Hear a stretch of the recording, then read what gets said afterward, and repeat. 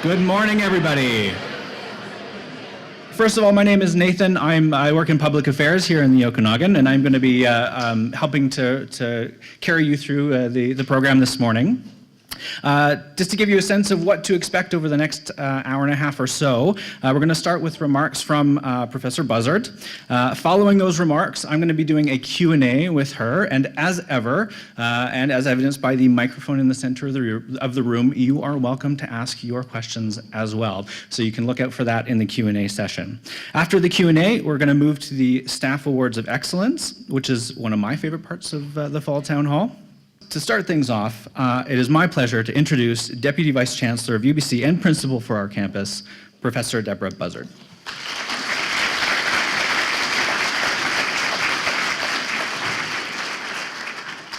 Thank you, Nathan. I actually just about turned around at the door because it looked so crowded. I thought, I'm not going in there.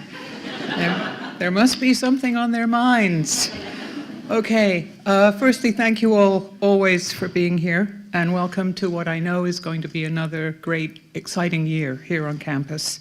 Please first officially join me in respectfully acknowledging the Syilx Okanagan Nation, who are our partners here at UBC Okanagan, and on whose beautiful territory we are gathered today. The nation makes us very special, and I'm very proud of what we've achieved with them. And I understand we may have some Vancouver colleagues who are joining us today. Newly in the role, Kurt Heinrich, who's the Senior Director of Media Relations. I believe he is here somewhere. There he is at the back. Welcome. And I know that Barbara Means-Sissel, our VP HR, is joining us, but I'm not sure whether she's actually here just yet, but she's on her way. So the reason we're here really is to recognize our colleagues who are some of our most dedicated employees here with the Staff Awards of Excellence. And that's the exciting event that gets you all to come here and tolerate me for a little while as we acknowledge them at the end of my remarks around their dedication to the campus. I'm very much excited about presenting those awards, but I am, as always, surprised how many of you choose to show up to hear that. Really, it's kind of like weird. So let me just reminisce a little bit. We've had a great summer. We've had a few days of bad smoke, but I'll talk about that a little bit later on. We had fantastic convocation events. I know many of you volunteered for those. And we also had fantastic opera. And many of you were there. Many of you volunteered. And it was, we had probably close to 1,000 people on campus for what is a lovely event. I'm an opera fan. I took the opportunity this year. My grandson was here, so he came with me. He's 6. His first opera. There was an ice cream truck. Being a grandmother, I'm not as wise as some parents, and I did not realize that bubblegum ice cream actually contained bubblegum. I thought it was just a flavor. My daughter-in-law killed me after this, but I spent a lovely evening listening to music in our courtyard with a handful of spat-out bubblegum because I was wearing one of those casually elegant Okanagan evening outfits that has no pockets. And the women in the audience know what that is. Like, I have nothing to do with this. And I'm the DVC and I cannot drop bubblegum. With a 6-year-old turning to me about every 3 minutes saying, "Grandma, ugh." So that's my entire recollection of that opera evening. I thought it was a lovely evening. It was gross, completely gross. But I share that with you because we all enjoyed these events. And it was lovely to see other families there with small babies and so on. So it was great. Thank you. This is a year, I think, where many, many things that we've been working on for a long time are beginning to pay off. From the physical development of the campus to new programs being launched, I really think we're coming into our own. If you look back 5, 10, or even 13 years, it's amazing where we've come. This year we're going to have 9,900 students on campus. I arrived 7 years ago, we had about 6,000. It's not easy doubling or tripling in size from the beginning of this campus 13 years ago. But you guys have all really been troopers about packing more bodies into the library and classrooms and making the place work as we grow. So thank you for that. And it's fantastic that students from across Canada and around the world are choosing to come to us. Some of you who were here at the beginning know that that seemed like an improbable dream, but really, we are very much a destination of choice for students. And it shows in where our students come from. It's fantastic. We have a new strategic plan. It's UBC, stepping into UBC's next century. It's a very exciting plan. Many of you had an opportunity to participate in developing it. I'd encourage you to look at it. It will be rolling out over the next couple of years, and it is strongly aligned with our Aspire vision for our campus. So I know that we are going to just really enjoy the opportunity to build on what we've already built here.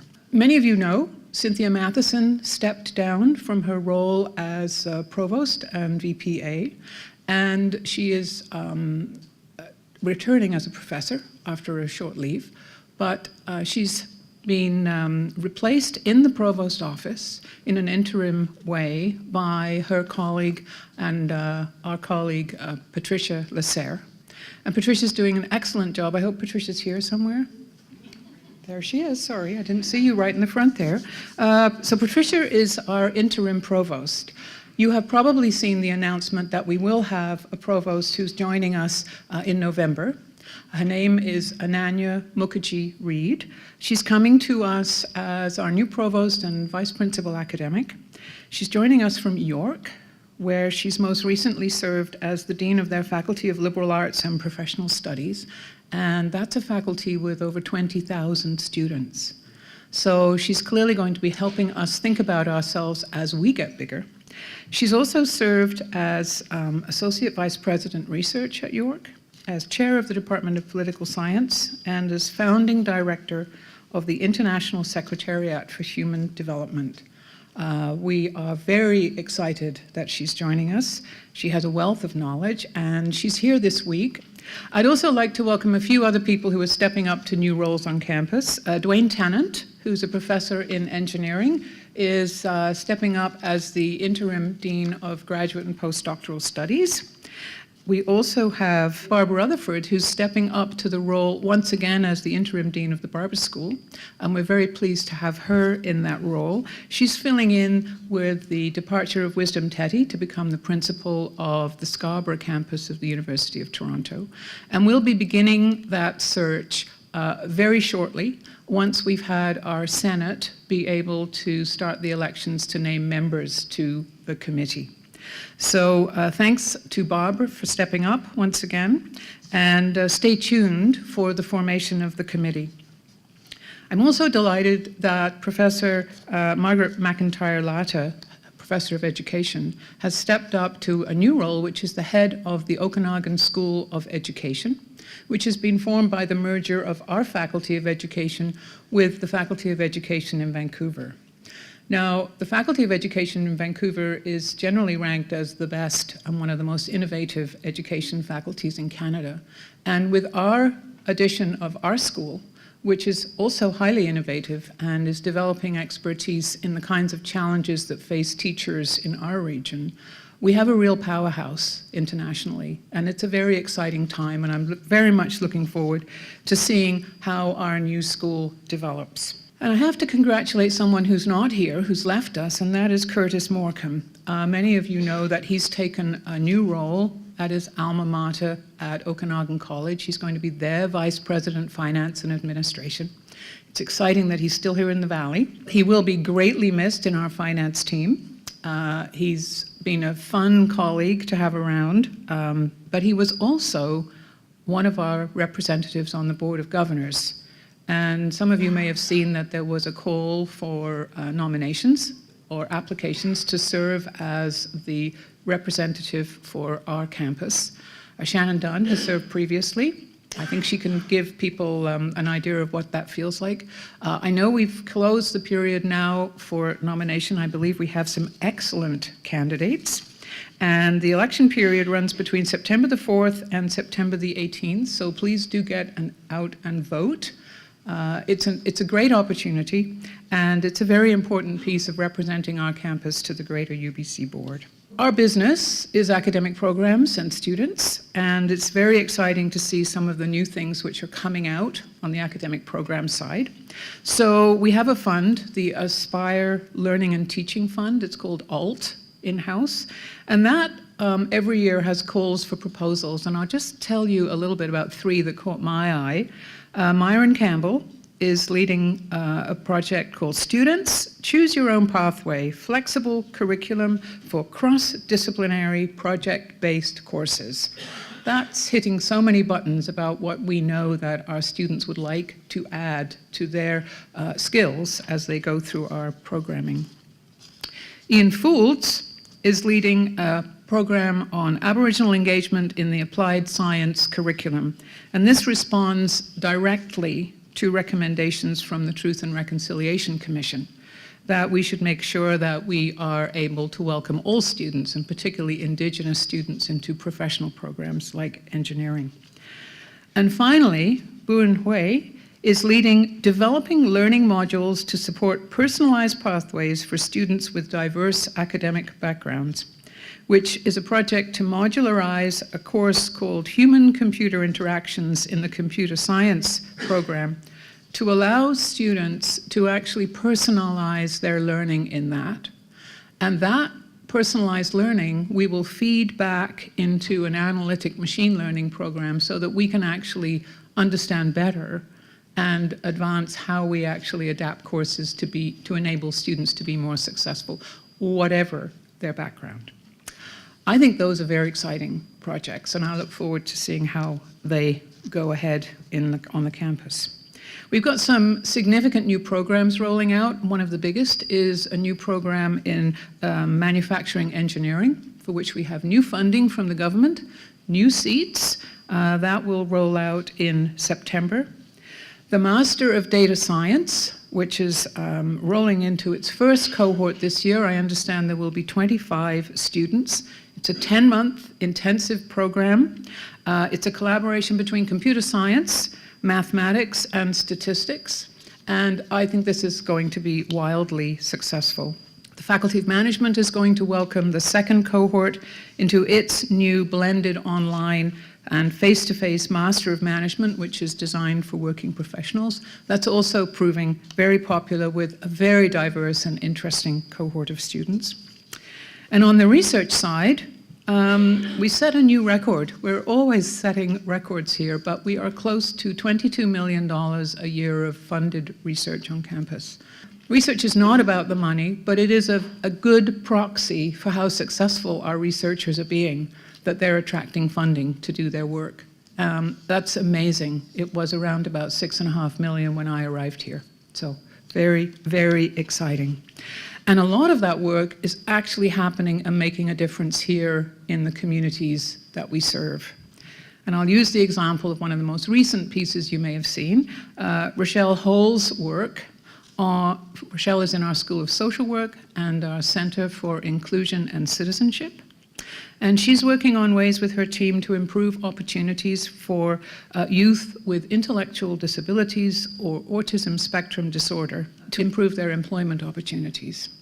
Really, really important. How significant to work to help people and to work with kids who really would never have an opportunity perhaps to come to a university, but that she's taken on this task. $1.3 million of funding. Very exciting, funding from the province, funding federally, and it has the power to change the way that Canada looks at its commitments to the UN Convention on the Rights of People with Disabilities. So huge kudos to her and her team for the work that they do. We have a new outpost of this campus. We've got the Innovation Library downtown. We also now have Innovation UBC Hub, which is a place where students, faculty can actually interact with entrepreneurs and local agencies like Accelerate Okanagan and work to transform ideas and innovations into viable ventures and business opportunities.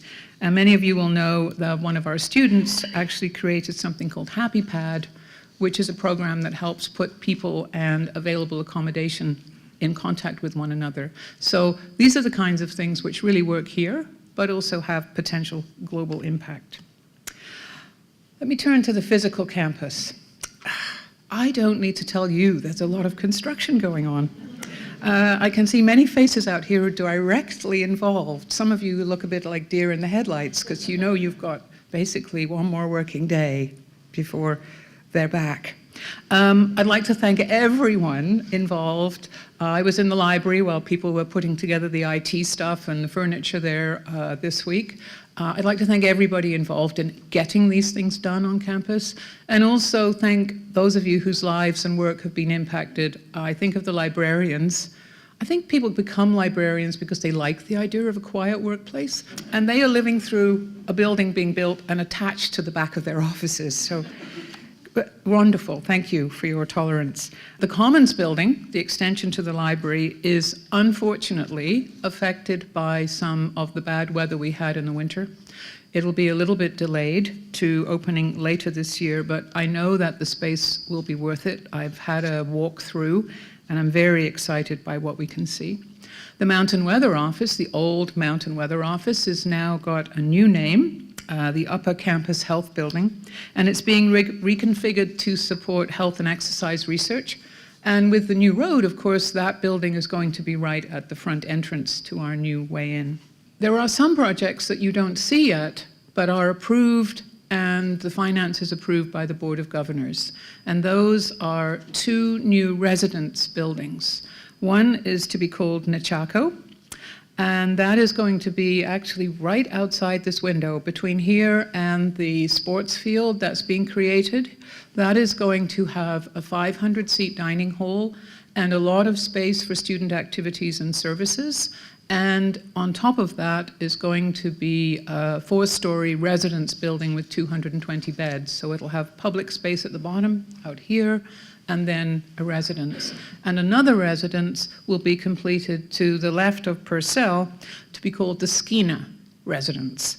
And that will take our residence capacity from 1,680 beds to 2,120. And those 2 buildings should be completed sometime, I believe, in 2021 time period. So those will start construction this year, as planning develops, and this academic year. And it's worth about $80 million, so it's another significant investment. Something that's not about construction, but actually involves a little piece of raising a flagpole. We are, on both campuses at UBC, going to begin permanently flying the flags of our host nations. So the Musqueam in Vancouver and our Okanagan nation here. So watch out for a flag raising event. If you're a historian, you know that flags are really, really important. It signifies respect and collaboration, and it would be wonderful to have a lot of folks come out to celebrate that later this fall. I mentioned that many projects are coming to fruition.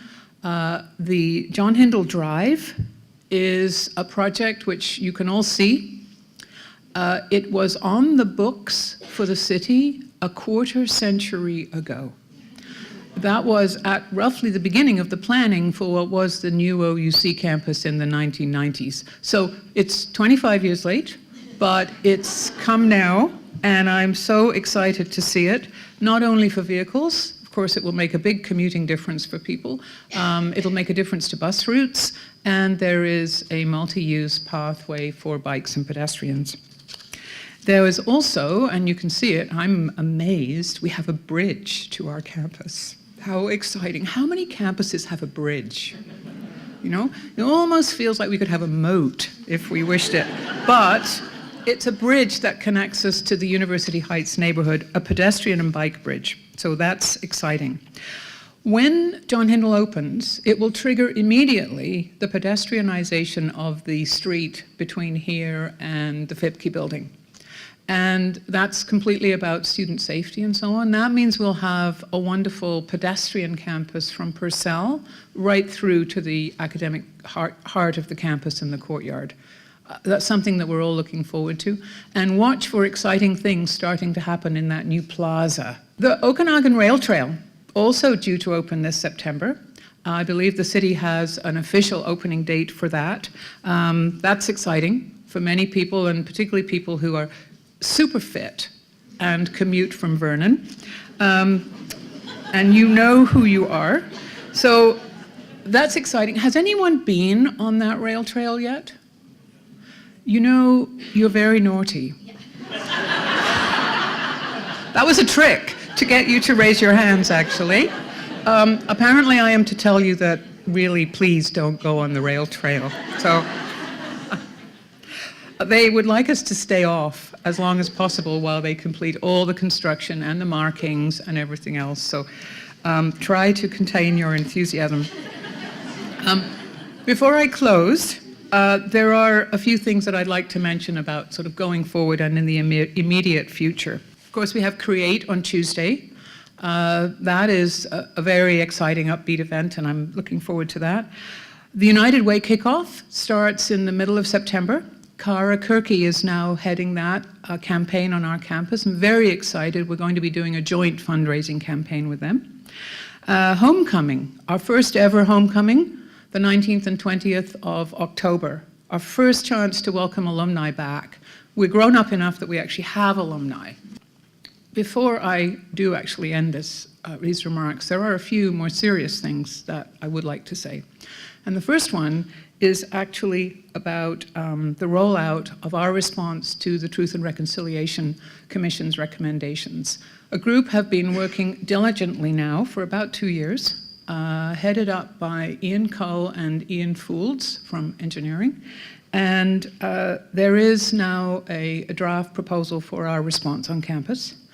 I've seen it, I'm very excited by it, and watch this space for that rolling out on campus and for an opportunity for all of us to gather in different groups to think about how we're going to actually make those things work. So very much a part of our strategic plan and very much a part of our commitment to the Aboriginal people of Canada. There have been some surveys done of workplace satisfaction. And one of the things that has emerged is some concern about respect in the workplace. Now, we live in a dreadful time where world leaders will insult one another on Twitter, and where people feel no need of the normal politeness of interaction with other people.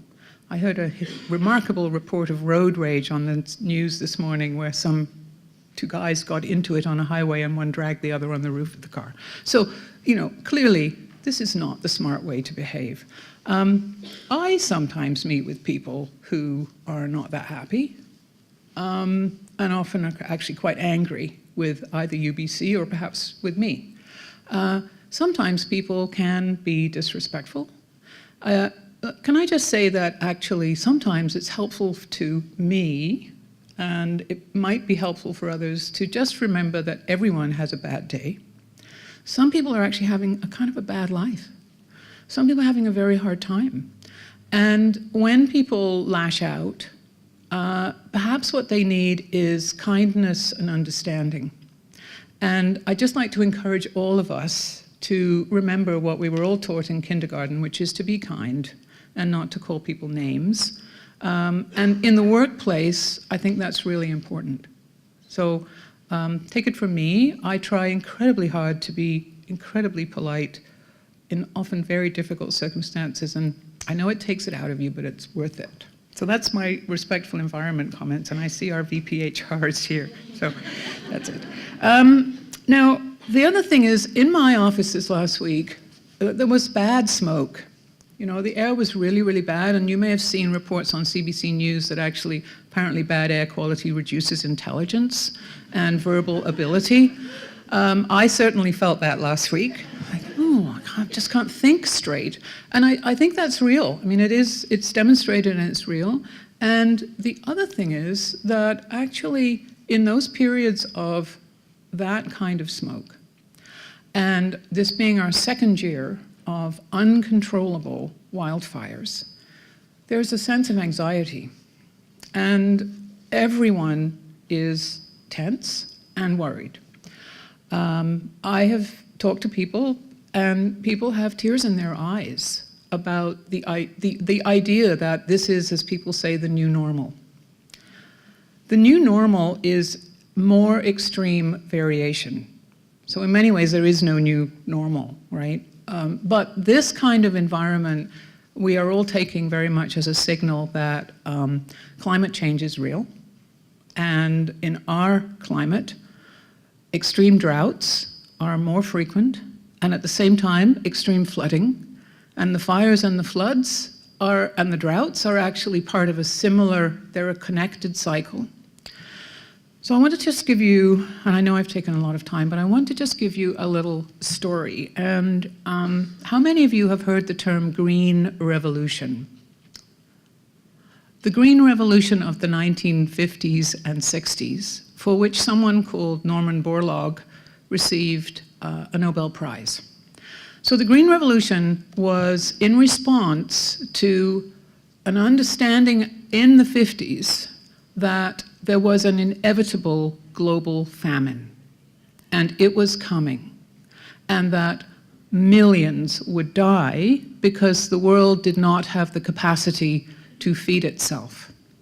And this was real, and this fear was real. And you can look back at the United Nations, you can look back at the US, you can look at Canada, you can look across the world and know that in the 60s, we were all going to die. And, 2 out of 10 people would die from starvation. And these were the kinds of really terrifying scenarios. And what happened was people invested in research and innovation, not single discipline, but interdisciplinary, around technologies, around plant breeding, around new ways of thinking about water use, about irrigation technologies, about food storage. I was pretty taken by that as a high school student in the 70s. And I went to university eventually and studied horticulture and became a plant breeder. So that sense that there was an impending global crisis was one of the things that was part of my sort of educational background. And I became a plant breeder. Now, I bred strawberries, so I didn't stop anyone from dying of starvation. I confess, that was not my role. But Norman Borlaug was a leading agricultural economist who actually led this and worked with foundations and governments around the world. And in the citation for his Nobel Prize, it states that he saved 1 billion lives. Now, we have the same kind of sense of urgency and crisis today about climate, about environment, about water management, and in places like British Columbia, around the idea of our forests, our natural ecosystems. It's a message to actually put the foot to the floor, and it's a message that so aligns with the reason for this campus being here, that we have the capacity to be innovative and interdisciplinary and to work on massive global challenges that affect our Indigenous people, that affect our urban centers, that affect health, that affect how we live on the planet. And actually, I know that there's work going ahead now to actually lead in areas of addressing these kinds of concerns.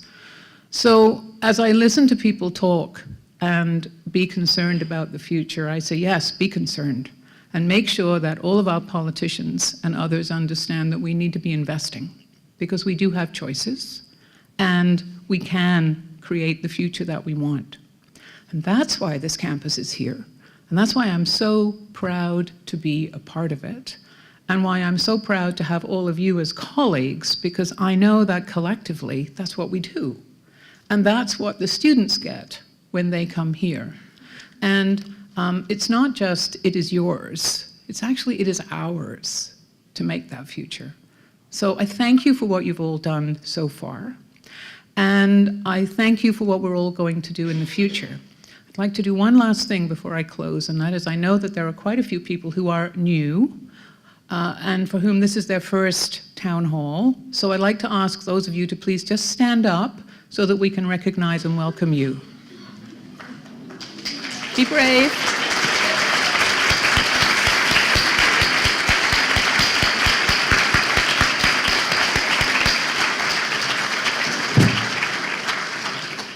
Now, have a great year. Thank you. I'm so happy that we're here on a smoke-free Thursday morning. So thank you for doing this. And here we go one more time. So I do have some questions for you. Like I said off the top, if anyone has any questions, I'll throw it out to the audience a little bit later. The microphone is just in the center aisle here. Oh, and there's another one over there. So I'd like to start with the Commons.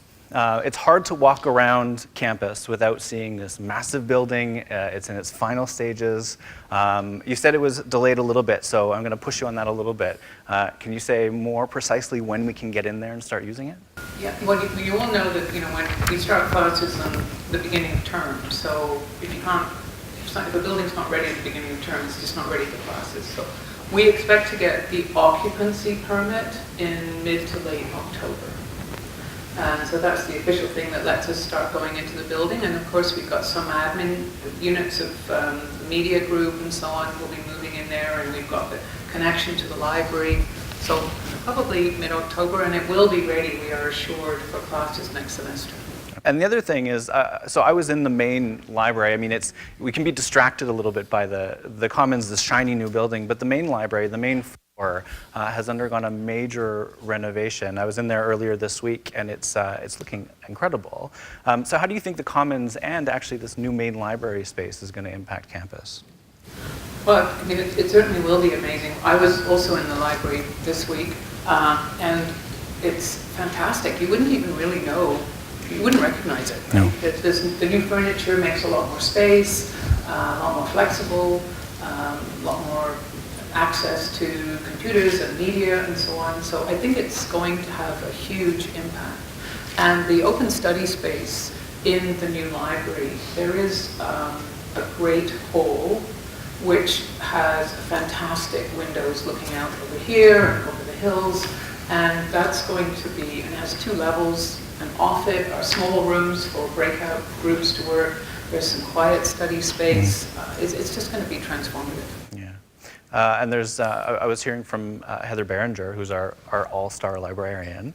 As you put it the other day, there's a partnership with the Okanagan Regional Library as well, isn't there? So apparently, as you know, the Okanagan Regional Library hosts us downtown. That's a unique thing that we have a university library that's open to the public in the middle of town. And in return, we are going to be an outpost for them, and there will be books, and it'll be possible to order books from the library. So very exciting. Yeah. We have a bit of a tradition on this campus for those that are new. This will probably be the last time, maybe, hopefully, that I ask this question. And everyone knows where I'm going with this, and that's access to campus. I think we can breathe a collective and cathartic sigh of relief that John Hindle Drive is opening and the rail trail. You talked about it in your remarks, but I have to ask this question because it's a tradition now, but maybe the last time. But yes, I mean, the way I see it now, there are some of you in the room who will know Kurtis Road. We don't actually have a link to Kurtis Road now.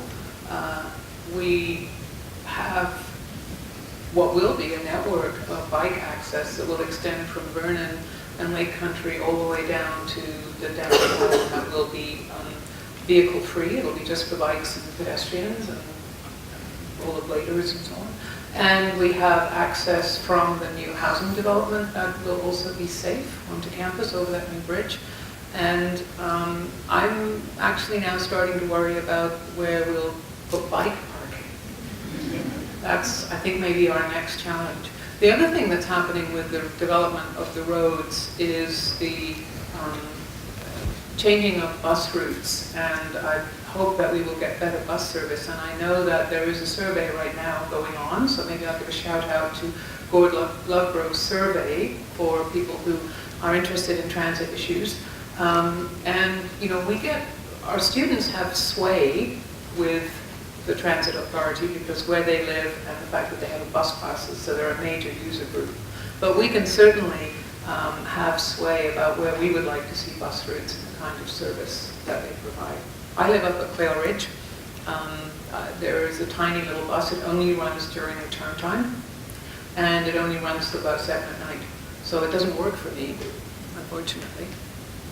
And the survey that you mentioned from Gord Lovegrove, there's a global email that went out on Monday about that, so if you're curious about what that is, look back in your email. The other thing that's not too far away on the horizon, coming up October 17th, is cannabis legalization.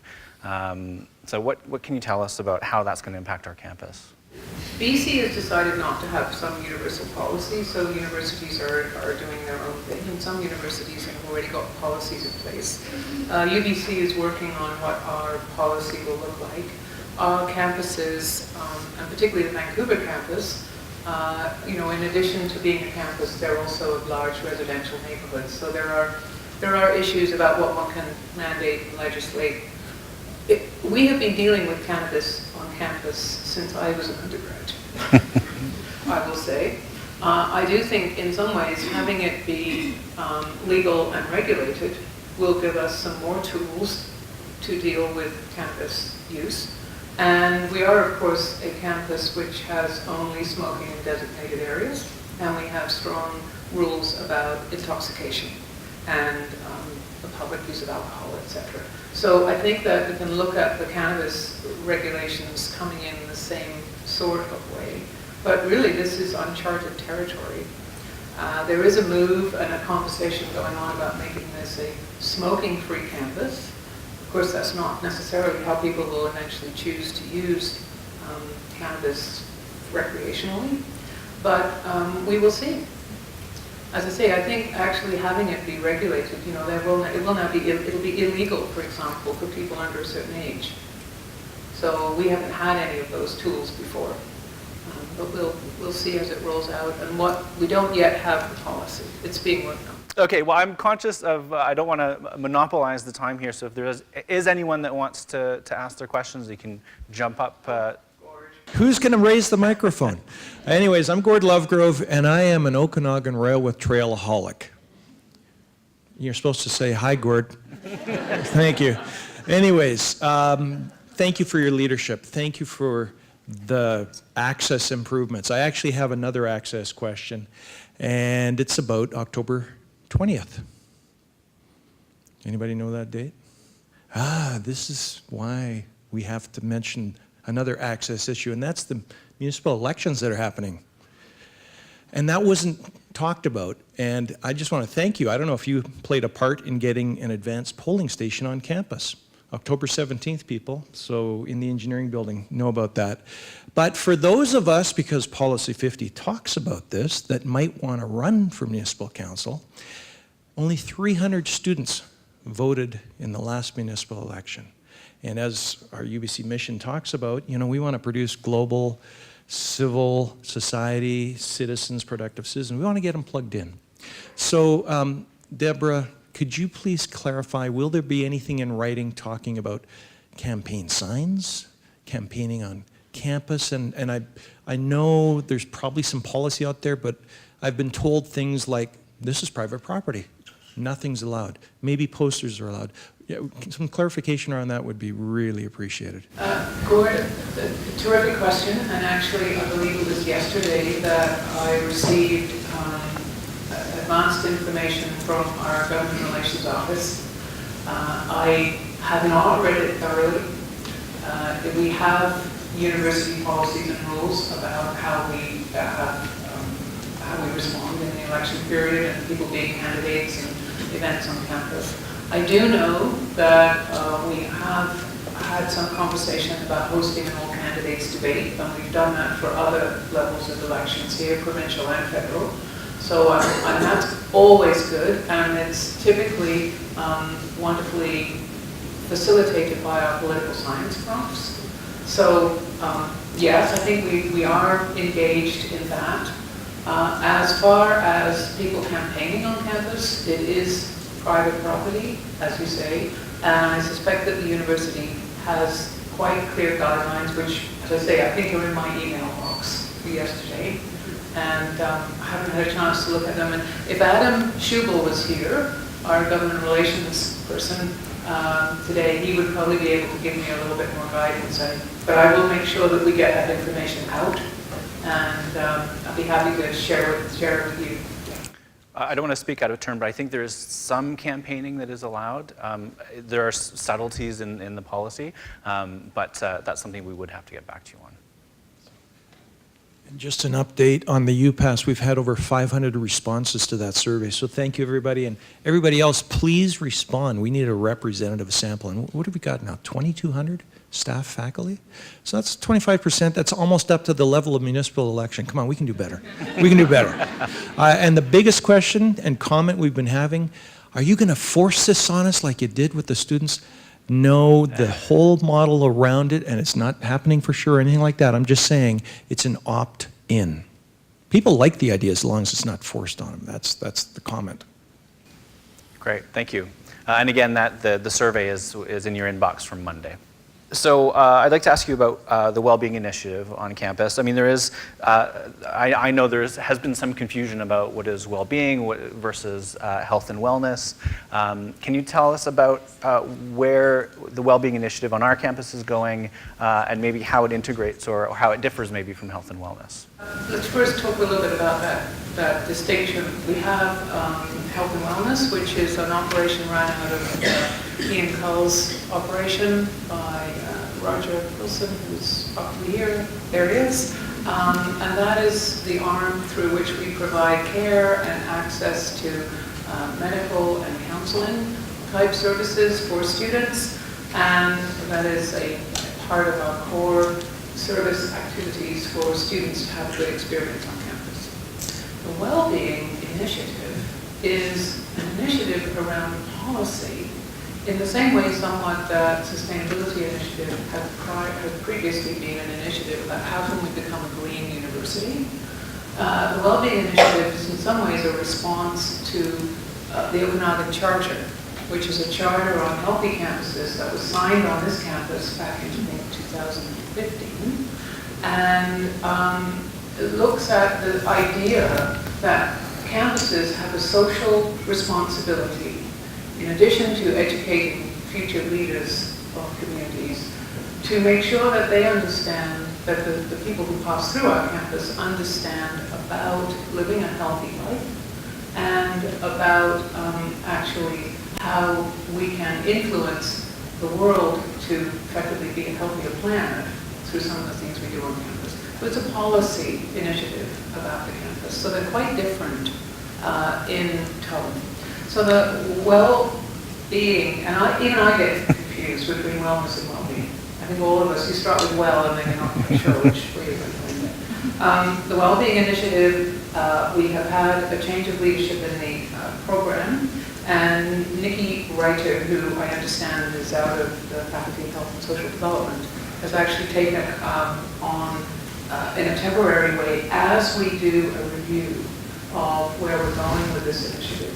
And there's a look happening at that across both campuses. So we're in a period where we're evaluating where it is and how it articulates with the new commitments in the new strat plan and how it will emerge on campus. One of the things that the Wellbeing Initiative Office has done is to lead on Thrive, which is a mental health and well-being event that we have on campus. And that is continuing and will go ahead. And that is the one sort of major actual activity that that office has. So they're quite separate. And if anyone has any concerns or further interest in student wellness and the services that we provide, I would encourage you to go talk with Roger and his team who are based in this building. Great, thank you. So this is your last chance. If you have any questions, we have about 4 minutes left. I have more, so if you have any, now's your chance. I guess not. I guess not. I have some zingers coming up too. United Way, you mentioned in your speech that Kara Kirky, who's in your office, has now taken the leadership of on our campus of United Way. What you mentioned it a little bit, but can you elaborate a little bit more on what we can expect for United Way this year and how maybe we can participate in it? Yes, so watch for the rollout. There will be events on campus, and I know that Cara has a team. Some of them are the same people who've been working on this event for a while. You know that we partner with United Way. Many units actually do days of caring. My own office, we go out and do some gardening occasionally for a child care center. So there are all sorts of ways that people can get involved. This year, we're looking at having what we're calling a joint fundraising campaign. And they've done something similar at Thompson Rivers University, where they've encouraged people in the community, in the university community, to give, and to give to the United Way and to the university at the same time, a choice about how one does that. But we're looking at a campaign where we're hoping to raise some funds to provide a scholarship for a student who would be doing work of benefit to one of those communities that we serve. So we're hoping to actually sort of build on the connection with the United Way and build our capacity for students to get involved. And sometimes one of the constraints to people is that volunteering means that perhaps, if you're a student who has to support a family or you have other obligations, you're not financially well off, you may be inhibited. This would be a way for us to allow students with less means to get involved in some of those kinds of activities. So very exciting. Good. Well, we've come to the end of our time, right on time too, Alana, I'll say. So thank you very much, Barbara. We're not done quite yet because I'm going to ask Henderson to come up. She's the Director of Human Resources, and she's going to guide us through the Staff Awards of Excellence. Thank you, Nathan. As he's already identified, I'm Jill Henderson, the Director of Human Resources on this campus. And it's my great pleasure today to help present the Staff Awards of Excellence on this campus. These awards celebrate the outstanding contributions from our staff members that enrich the UBC experience for students, faculty, and for our co-workers. But before we get to the award part of the presentation, I'd like to introduce another fairly new member of staff to UBC who's joined us today. I'd like to invite Barbara Means-Thistle, our new Vice President of Human Resources, to introduce herself to our campus.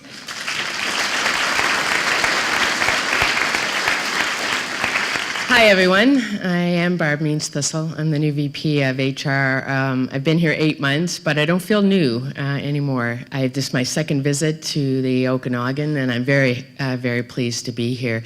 It's such a wonderful feeling here when the minute you come onto campus, when you come to these sort of events, the people that I engaged with in that last hour and a half, and I think you have a lot to be proud about how much of the community and your connectiveness actually is a visitor can come to the campus and feel that so readily. So congratulations on that.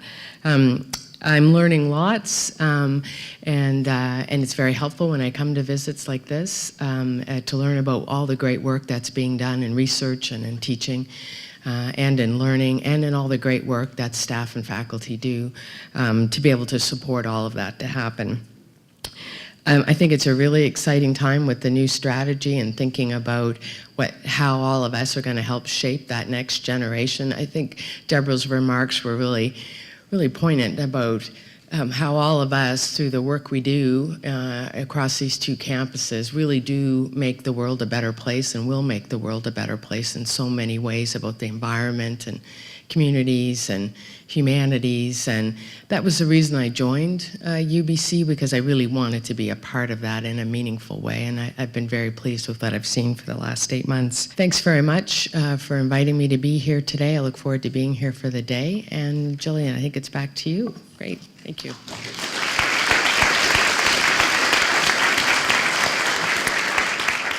Thanks, Bob. So before we get moving with the actual awards, we're going to have a short video that just kind of reviews for us the 5 categories of awards: global citizenship, sustainability, leadership, enhancing the UBC experience, and the team category of the Okanagan campus spirit. So if we can run the video. I work at UBC's Okanagan campus and volunteer with several local organizations. I feel that being a local citizen contributes to being a global citizen. To me, sustainability is part of everything we do. It's definitely environmental, but it goes beyond that. It encompasses the work we do, the research we do, even the things we do at home. And it's all about building a better future for future generations. We work at an incredible institution on a beautiful campus, but it's the people who make this place what it is today and what it will be in the future. I think leadership really is about communication, about having conversations, not being shy about what you talk about, but being respectful in how you talk about issues as they emerge. It's about listening, active listening, and being prepared to find solutions and to collaborate on finding those solutions. You don't have to look far to see the spirit of the Okanagan at work. Across our campus, groups of 5 people or more are demonstrating enthusiasm, respect, and dedication. That is what the Okanagan Campus Spirit Award is all about, a positive work environment characterized by trust, support, and collegiality. Customer service means to me helping others excel. We are always looking for ways to increase the value and efficiency of the services we provide to our customers, our faculty, and staff to enhance the UBC experience. It's important to say thank you. The Staff Awards of Excellence highlight just a small number of the many outstanding people that make UBC's Okanagan campus what it is today and what it will be. Customer service, Leadership. Global citizenship. Sustainability. Spirit.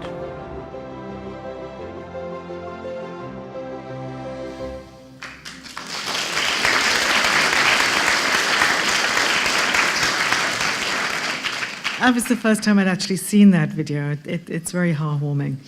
So each year, our campus awards up to 4 individuals or teams with an award of excellence. And each winner receives a certificate and a $2,000 check. Or in the case of the team, they actually shared that prize money.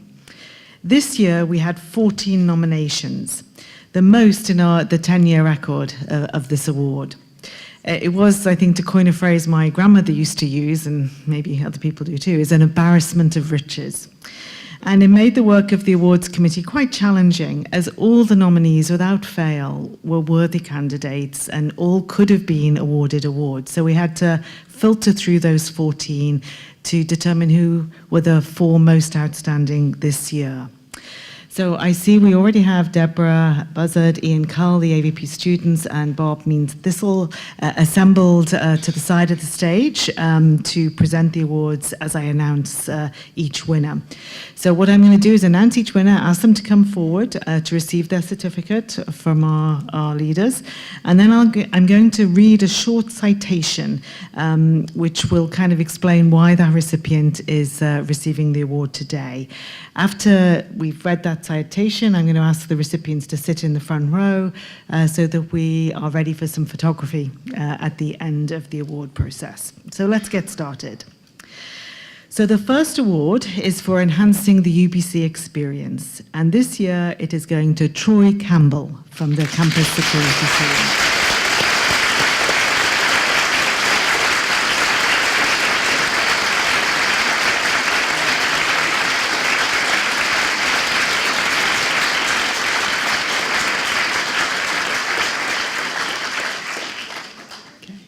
And if you could just stay at the front of the room, Troy, while I read the citation. Thank you. Troy joined UBC Okanagan's campus security team in 2011, and he's currently acting Associate Director for Security Services and the Security Coordinator for Student Conduct and Safety. Troy was nominated by several colleagues from across the campus, including Dr. Trudy Kavanagh, the Associate Dean in the Irving K. Barber School of Arts and Sciences. In nominating Troy, Dr. Kavanagh noted, "Our campus is fortunate to have an exceptional team of security personnel, but for those of us who work closely with students, Troy is our primary contact, and we are grateful for his advice and his creative efforts to improve the campus experience for our students." Dr. Kavanagh went on to describe Troy as being incredibly gentle and kind, but firm and consistent when dealing with students. And I'd certainly like to echo that from our HR perspective. It's always a pleasure to work with Troy because you are incredibly kind and gentle, but firm and consistent. He has been instrumental in developing many systems and processes that make our campus a better place to learn and work. These include the campus security mobile application, a security bicycle patrol, and many workshops and seminars to help train students and staff in first aid, self-defense, and crisis management. Another nominator of Troy was Shannon Dunn, our Director of Business Operations, and she said that in his role as student conduct manager within the President's non-academic misconduct process, which is not a kind of enviable role really, but however, nevertheless, Troy works directly with students accused of violating the UBC Code of Student Conduct, and he takes each case with an open mind, is respectful and treats everyone with dignity. His communication style is amicable and understated, and his dedication to teamwork is exemplary. We are indeed fortunate to have Troy as a role model for such consistently positive interactions. So congratulations, Troy.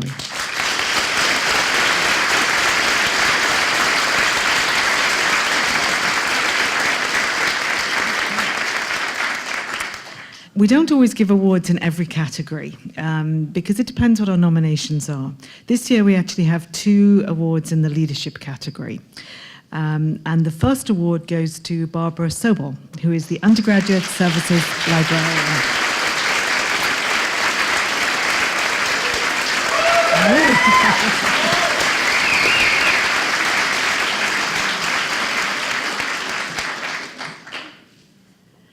So Barbara joined the library team in 2007. And I have to say her nomination was just exceptional, the way people spoke about your contribution, Barb. You've contributed in many ways to the outstanding success of our library. Among the many examples of her leadership is her creation and stewardship of the donor-funded Inclusive Technology Lab, which has improved supports for students with disabilities on this campus. One of the nominators, Robert Jank, the Associate Chief Librarian, noted that Barbara's work on this novel strategic project was over and above her regular work assignments, so doing all her normal day job plus. Barbara has coordinated a series of library information and skills training sessions, running bi-weekly on a wide range of topics. She also led a pilot project in which student employees in the library developed programming to support and promote engagement with students on campus.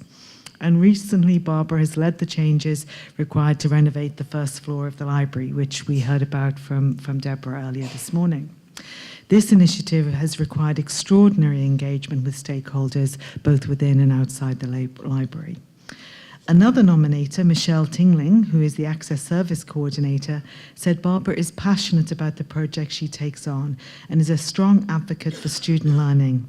She has grown and developed the peer technology assistance job into something that allows students from different backgrounds and opportunities to work and engage with the library and fellow students in a wide variety of ways. Quoting Michelle, she says, "Barbara demonstrates many great leadership skills and is a fantastic leader in our workplace.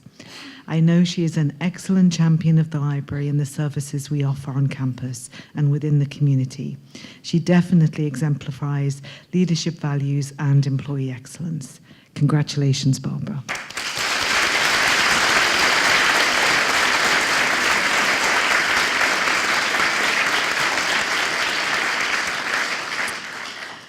So our next award recipient is also in the leadership category, and this goes out to Marlis Wissels, who's the Administrative Manager in the Psychology Department.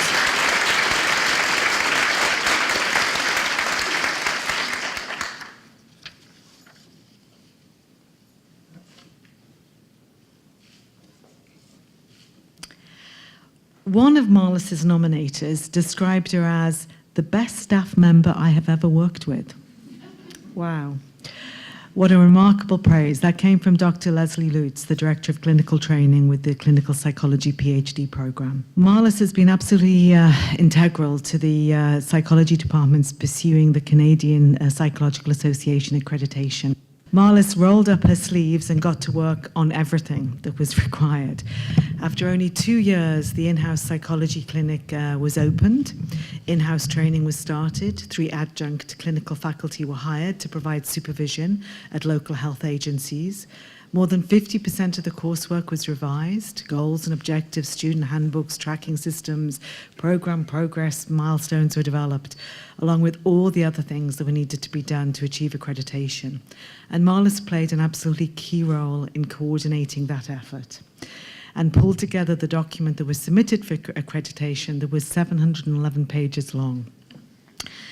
As a result of all that work, accreditation was approved for the programming just 5 months later. Marlis's nomination was also supported by letters from graduate students, the psychology clinic director, and 2 undergraduate students. They applauded her compassion, professionalism, support, productivity, and excellence. Clearly, Marlis, you are a very respected mentor and colleague. Dr. Harry Miller, the clinic director, describes Marlis as the consummate administrative manager, exhibiting exceptional leadership, organizational skills, initiative, and creativity, and a capacity to foster growth and development in those who have the good fortune to work with her. Congratulations, Marlis, on receiving this leadership award.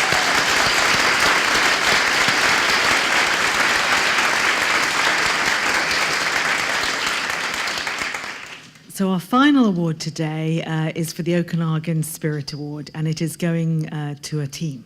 And it's a large team, and a team that we all know well. So I'd like to invite the IT Service Desk team to the front. And I'm going to read them.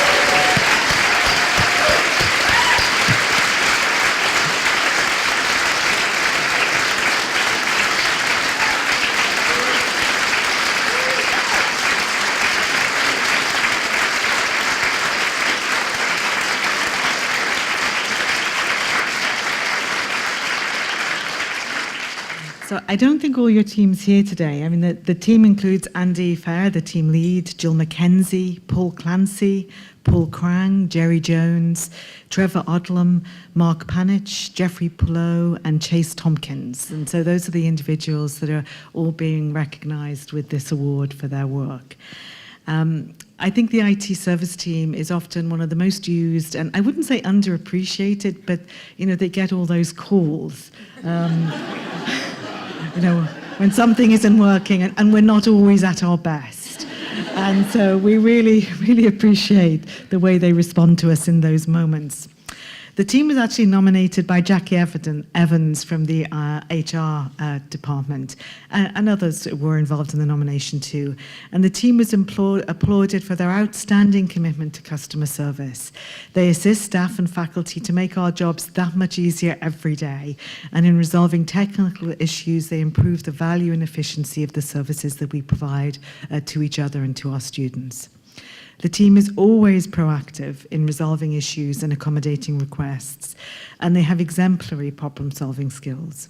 They consistently serve the needs of this campus calmly, with a smile and a genuine can-do approach to their work. They're conscientious and dedicated, and they're willing to stay late to ensure things are done and done properly. I've certainly experienced that level of commitment from your team on several occasions. One of the nominators said, "I could enumerate the myriad interactions I've had with the service desk team, but that would take far too long, as each member has been individually outstanding. As a team, they are exceptional." This team embodies everything represented by an award for enhancing the UBC experience and the spirit of the Okanagan. And we're privileged to work with such a wonderful and talented team. Congratulations again.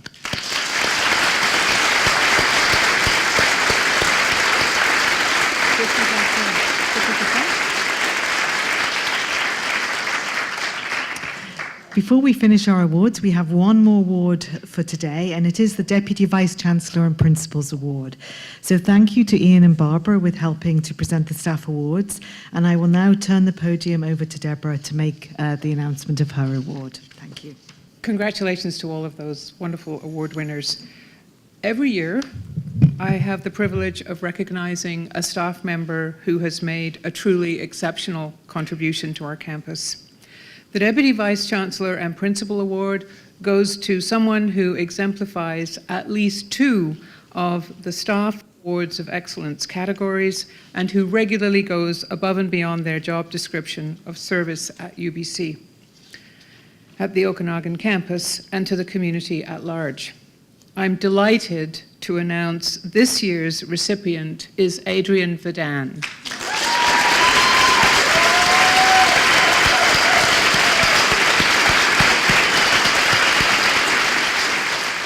As noted by her nominators, Kelly Fosbury and Trudy Kavanagh, Adrienne epitomizes the spirit of the DVC Award. As Director of Aboriginal Programs and Services, Adrienne plays a critical role in helping our institution deliver on the promise of UBC Okanagan campus to the communities that we serve. Her many accomplishments as Director of APS can be attributed to her joyful attention to the needs of students and all those around her. And I think that joyful attention is a perfect phrase.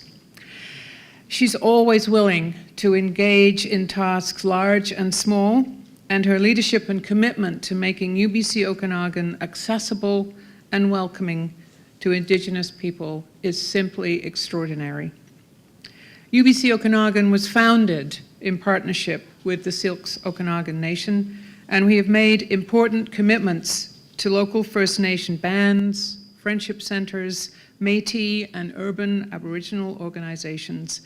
Many of these commitments are upheld and enhanced by Adrienne's work to maintain good relations and to serve the needs of the Indigenous communities in the Okanagan and afar. And you should know that our Aboriginal Access Program is recognised internationally and across Canada. And in fact, we welcome students internationally and from across Canada into that program. As Kelly and Trudy wrote in their nomination letter, these efforts reflect Adrienne's deep sense of responsibility and love for the work that she does, as well as her approach to each task with excellence and heart. We are fortunate to count Adrienne as one of our colleagues, and I'm personally delighted to present her with this award and the $5,000 honorarium that comes with it. So congratulations, Adrienne.